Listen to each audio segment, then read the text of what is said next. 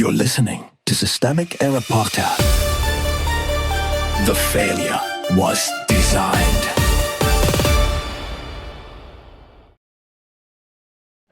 Would rather die. Elaine Chao's family friend exposes implausible detail in new photo based on an article by Taurus Geeker. McConnell's proof of life is not transparency. It's damage control. The photo is the story. The reporting starts with a photo and ends with a familiar political tactic, concealment dressed up as reassurance. Mitch McConnell's office has released 2 images of him and Elaine Chao since his hospitalization in mid-June, but no video and no real account of his condition. That vacuum has done what vacuums always do around powerful men in opaque institutions. It has produced speculation, distrust, and a scramble to read truth from scraps. Who actually holds the power? The central actor here is not the journalist picking apart Chao's outfit. It is McConnell's office, which controls access, timing, and image. That office chose to substitute staged stills for plain explanation. It chose the conditions under which the public is allowed to know anything. When powerful people manage health information like a political asset, they invite exactly the suspicion they then complain about. The misdirection is the point. Jeff Young's comments about Chao's shirt and bra may be funny in a minor, internet-brained way, but they also show how easily the story can be dragged sideways. The outfit detail is a distraction from the actual issue. A senior political figure's condition is being managed to ambiguity, and the public is expected to accept that as normal. Whether the photos are authentic, edited, or simply carefully selected, the deeper scandal is the need for this kind of performance at all.